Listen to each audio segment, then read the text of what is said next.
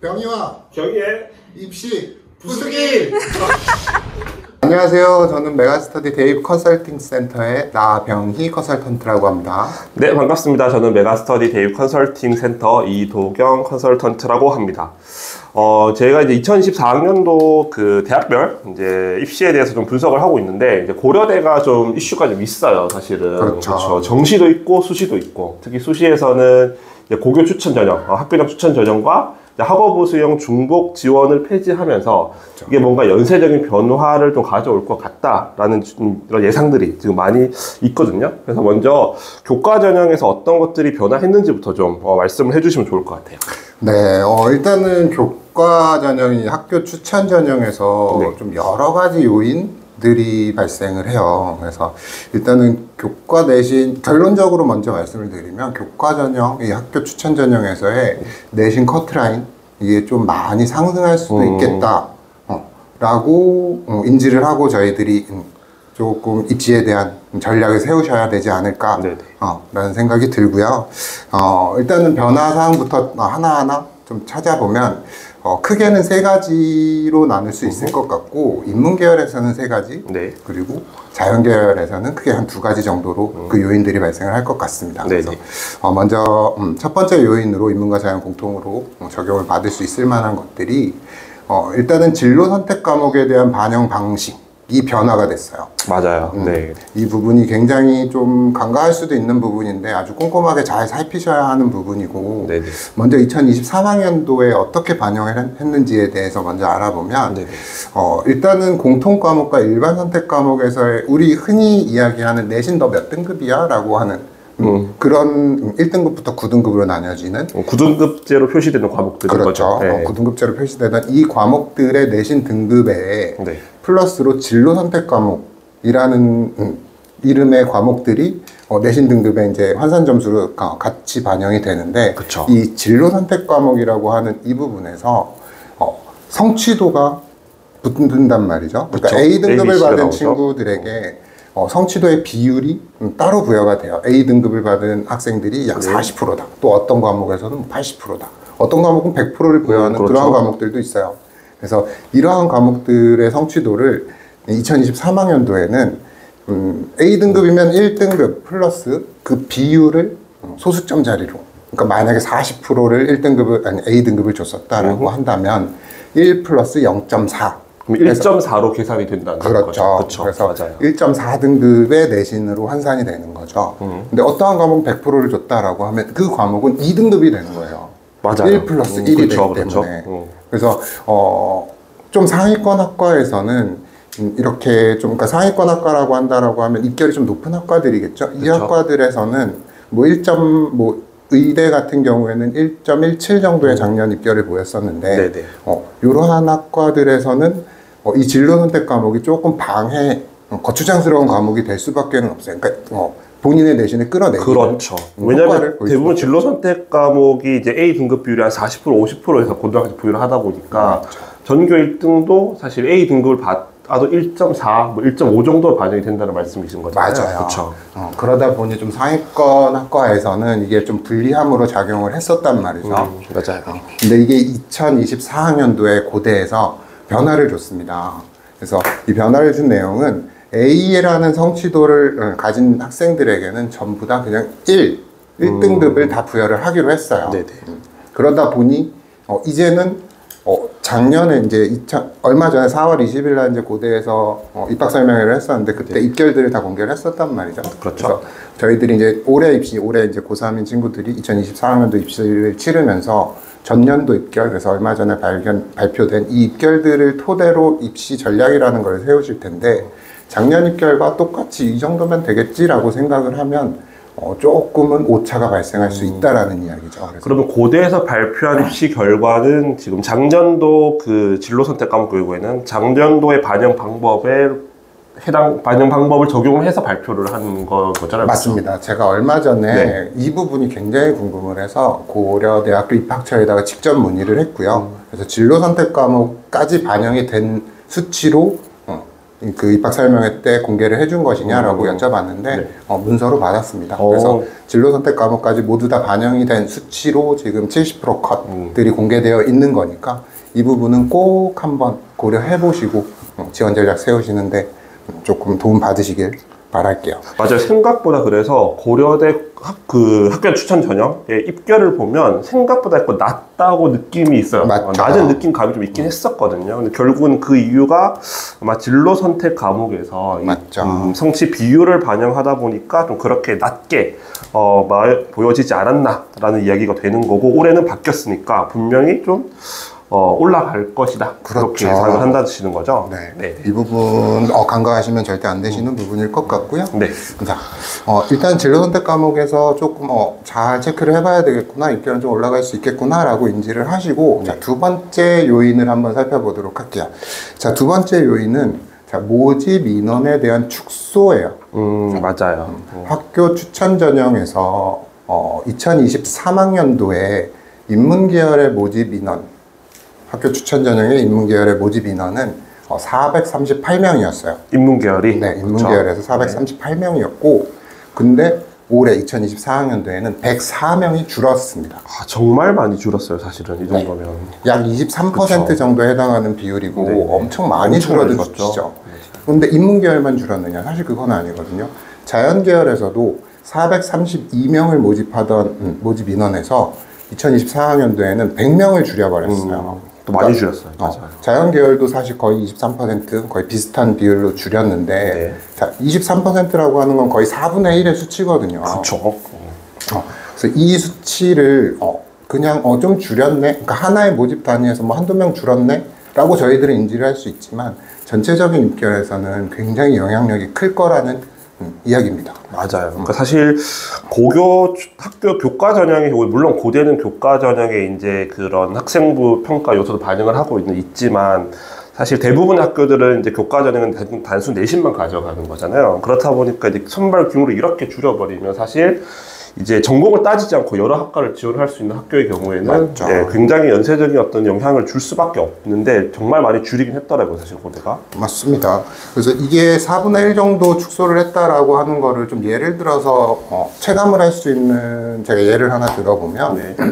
자, 10명을 모집을 하는, 10명의 인원을 모집을 하는 어떠한 모집 단위가 있어요. 네.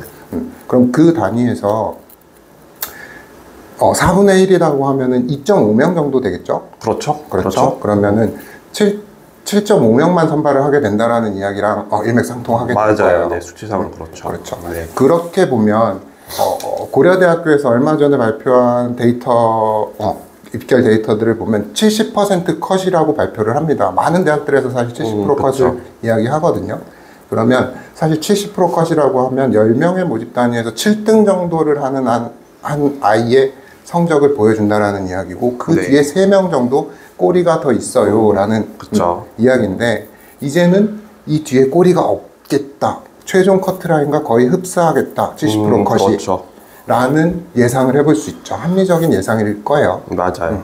그러다 보니 이 모집 인원이 이만큼 줄었다라고 하는 거는 저희들이 간과해서는 안 되는 부분이고, 조금 내년도에 이 입결 자료들 70% 컷이다 라고 하는 이 자료들을 살펴보실 때 조금 의미 있게 살펴보시고 이게 최종 컷일 수도 있겠다라는 의심을 하시면서 지원 전략 세워보시는 게 맞지 않을까. 맞아요. 사실 그러면 올해 발표한 70% 컷이 아마 내년도에는 거의 끝선이 될 거다라 생각을 하고 좀 전략을 세우면 되죠. 그렇게 하는 게 합리적인 방법이 아닐까라고 저는 생각이 드네요. 맞아요. 저희도 그렇게 좀 생각을 예상은 하고 있죠, 사실. 네네. 그렇고요. 그리고 마지막으로 이제 세 번째 요인은 수능 최저 학력 기준이 완화되었다라는 부분인데, 정말 이거 중요하죠, 교과 전형에서는. 네. 그래서 이 부분이 사실은 자연계열 학생들은 최저 기준이 동일합니다. 2023학년도와 2024학년도와. 하지만 인문계열 학생들은 이제 3합6에서 3합7이라는 이제 한 등급을 이제 완화를 시켜줬는데, 자, 이 영향력을 작년의 입시 결과에 좀 대비해서 생각을 해보면 조금 어느 정도 저희들이 예상을 해볼 수 있지 않을까 싶어요. 그래서 2022학년도에서 2023학년도로 넘어갈 때 이때에도 인문자연 전부 다 한 등급씩 완화를 시켰었어요. 네, 맞아요. 고려대학교가. 그때도 낮췄었어. 네, 맞아요. 한 등급씩 둘 다 낮췄는데 그러면 2022학년도에서 2023학년도로 넘어갈 때 어느 정도의 입결의 변화가 있었는지를 저희들이 살펴보면 올해 이제 우리들이 그렇죠. 2024학년도에 입시 이제 예상을 해볼 때 예측을 해볼 수 있는 하나의 지표가 될 수 있겠죠. 그렇죠. 그래서 그 부분을 제가 좀 찾아봤는데 2022학년도에서 2023학년도 1등급을 완화시켰을 때 네. 인문계열은 그러니까 평균이에요. 인문계열 전체 평균. 네. 전체 내신 평균이 1.64등급이었어요. 1.64. 2022학년도에. 네. 그리고 자연계열이 1.50이었습니다. 1.50. 네. 근데 요것들이 2023학년도에 한 등급을 완화시켰더니 인문계열은 0.11 상승했어요. 커트라인이. 그러면 1.64가 1.53이 되었다라는 그렇죠. 이야기인 거죠? 1.53이 그렇죠? 내신 평균이었어요. 네. 인문계열에. 그리고 자연계열은 0.05등급이 상승을 했습니다. 그러면 1.45 정도 맞습니다. 자연계열은 나왔다는 이야기네요. 그렇죠. 다른 그 선발 전형 방법은 변화가 없고 그것이 없었습니다. 이제 추론 체제가 변화했는데 맞습니다. 이런 결과가 나왔다는 거죠. 네, 이게 뭐 0.1이 뭐 얼마나 커? 라고 이야기하시는 분들도 있을 테지만 이거는 굉장히 큰 수치예요. 그럼요. 교과 전형은 정말 크죠. 네, 네. 엄청난 수치고요. 그래서 이 부분들이 그러니까 진로 선택 과목이 반영 방식을 바꾸고 모집 인원이 축소가 되고 수능 최저학력까지 완화가 되었다라고 하는 이 부분에서 네. 고려대 교과 전형을 지원하시는 학생들은 굉장히 여러 가지의 고민들을 하시면서 예측을 하셔야 될 수 있겠다라는 그렇죠. 결론이 나올 것 맞습니다. 같아요. 그러면 저희가 그래도 메가 스터디 이제 유일한 메가 스터디의 대입전략 연구소 메가 컨설팅 센터인데 감히 예측을 해보면 세 가지의 어떤 그 변수가 요인이 있다고 하셨는데 요거를 고려한 올해 고대 교과전 입결을 예상을 해보신다면 네. 인문계열은 얼마, 자연계열은 얼마가 될 것 같아요? 참 어려운 이야기인데요. 사실 예측이라는 건 정말 어려운 얘기예요. 어려워. 부담도. 근데 하셔야 돼요. 예측을 해주셔야 되고.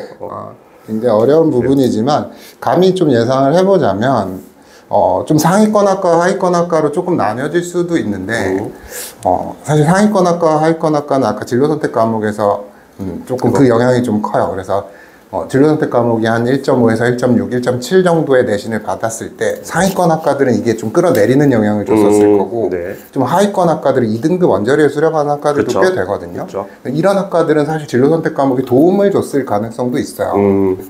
이 하위권 학과에서는 컷을 올리는 영향을 줬을 맞아요. 거예요. 그러다 보니 이제 상위권 학과, 하위권 학과에서는 조금 다른 영향을 줄 수밖에 없었을 테지만, 네. 그래서 이 상위권 학과에서는 진로 선택 과목에 영향을 받은, 그러니까 1.5등급 안쪽에서 유지를 했었던 뭐 인문 계열에서는 뭐 경영학과 또는 뭐 사범 계열, 국어 교육, 뭐 영어 교육, 뭐 역사 교육 또는 자유전공, 네, 인기 학과들이죠. 그러니까 좀 이런 좀 메이저 학과들에서는 분명히 여기서도 조금 영향을 받아서 내년도에는 모두 다 진로 선택 과목 1등급을 받았을 때 분명히 좀 어느 정도 영향력 있는 수치로 커트라인이 상승할 여지가 충분해 보이고 하위권 학과에서는 큰 영향을 미치기에는 사실은 힘들었을 거예요. 그래서 이 부분에서는 좀 상위권 학과, 하위권 학과에서 조금 다른 형태일 거지만 전체적으로 이제 모집 인원의 축소라든지 최저 학력 기준이 완화가 되었다라고 했을 때 인문 계열에서 전체적으로 떨어질 수 있는 올라갈 수 있는 그 정도 수치는 미니멈으로 한 0.1 정도에서 네. 맥시멈 0.2등급 정도는 올라갈 수 있겠다라는 생각이 들고요. 그러면 작년 인문계열 성적과 비교를 해본다면 한 1.4 정도? 그쵸? 또 네. 많이 높은 학과는 1.3 후반 정도? 맞습니다. 이 정도에서 형성될 것 같다라는 맞습니다. 말씀이신 거죠? 네. 자연계열은 어떠실 것 같아요? 자연계열은 사실은 그 폭이 그렇게 크지는 않을 것으로 예상이 되고 일단 수능 최저가 똑같고요. 네, 맞아요. 나머지 뭐 모집 인원의 축소라든지 이 진로 선택 과목의 좀 변화라든지 이런 부분 이제 두 가지의 요인밖에는 없고 해서 제가 봤을 때는 큰 변동이 크진 않겠지만 한 0.5 정도? 0.05 정도. 0.05 정도의 상승은 좀 저희들이 0.05에서 0.1 정도의 상승은 조금 예상하면서 좀 보수적으로 원서 지원 전략을 좀 세우셔야 하지 않나라는 생각이 듭니다. 확실한 거는 올해 무조건 컷은 좀 올라갈 여지가 굉장히 있기 때문에 좀 보수적으로 보셔야 된다. 맞습니다. 작년에 입결 보고 그냥 썼다가는 좀 크게 당할 수 있다. 뭐 이런 말씀이신 것 같아요. 맞아요. 네, 그래서 교과 전형에서는 좀 이렇게 좀 보수적으로 이렇게 좀 지원 전략을 세워 보시고, 그럼 교과 전형에서는 이렇게 어찌됐든 학교 추천 전형과 네. 학업 우수형을 완전히 분리를 시켰기 때문에 지원 풀이 완전히 갈라지게 되는 거잖아요. 그렇죠. 사실 그래서 이게 이제 종합 전형으로 영향을 미칠 건데, 그쵸. 사실 어쨌든 학생을 선발하는 대학교 입장에서 본다라고 하면 사실 의도가 분명히 있을 것 같아요. 사실은 맞죠. 모든 대학들은 우수한 학생들을 선발하고 싶어 하고, 맞죠. 그러기 위해서 이제 전형을 이제 연구를 많이 하게 될 텐데, 일단 교과와 종합을 완전히 분류를 시켜 놓았다라고 하는 것은 대학교에서 이제 뽑고 싶어하는 학생의 어떤 성향, 이런 풀 자체가 완전 다르다라고 볼 수 있을 것 같아요. 맞죠. 그래서 평범한 일반고에서 내신이 괜찮은 친구들, 아까 말씀드린 대로 1.4 말씀해 주신 대로 1.4 정도 친구들은 아마 대부분 교과 전형으로 이제 빠지게 될 것 같고, 그리고 1점 중후반 때부터, 그러니까 쉽게 이야기하면 뭐 그냥 자사고나 아니면 지방에 있는 명문고나 아니면 강남권에 있는 이런 맞죠. 학교, 고등학교들, 그리고 내신 등급을 높은 등급을 받기는 힘들지만 반대로 비교과 활동이 좀 괜찮은 이런 학교들 친구들을 좀 학업 우수형에서 선발하려고 좀 한 것 같아요. 대학교 입장에서는. 맞죠. 그런 아이들, 그러니까 좀 지원자들에 대해서, 그러니까 학교에서 이 풀을 갈랐다라고 하는 거는 인재상을 갈랐다라고 그쵸, 하는 이야기와 맞아요. 일맥상통한다고 분석을 해야 될 것 같고, 네네, 맞아요. 그래서 이 학생부 종합 전형인 이 학업 우수형 전형의 아이들은 비교과 활동에 대한 영향력을 더 높이 평가하겠다. 맞습니다. 이 부분이 영향력이 더 커질 수밖에 없겠다라고 이해를 하는 게 맞을까요? 저는 그렇게 봐요. 왜냐하면 고려대의 경우는 학생부 종합 전형에 계열적 합평도 또 있잖아요. 아, 맞죠. 솔직히 이제 특목고나 정말 메이저 자사고 아이들이 쓴다는 친구들. 그러면 정말 화려한 비교과를 가지고 있는 친구들은 계열적 합평으로 빠질 것이고. 맞죠. 그리고 내신 성적이 월등히 좋은 친구들은 완전 교과로 빠질 것이고. 그러면 가운데 있는 요 라인 친구들 교과도 그렇고 비교과도 그리고 이거 수능 체제가 있잖아요. 사실 학업을 그렇죠. 굉장히 높은 수능 체제가 4개 있죠. 8을 요구를 하고 있거든요. 사실은 굉장히 맞죠. 높아요. 맞습니다. 결국에는 적당한 내신 성적, 그리고 학교 생활 열심히 한 비교과 활동, 그리고 수능까지 괜찮은 뒷받침되는 이런 학생들을 선발하고자 한다. 뭐 이렇게 생각을 하시면 될 것 같아요. 맞아요. 그러니까 다재다능한 친구들, 이런 친구들을 선발하겠다라는 욕심인 것 같고요. 맞아요. 그런 의지를 보여주는 이번에 변화가 아닌가 생각이 드네요. 맞습니다.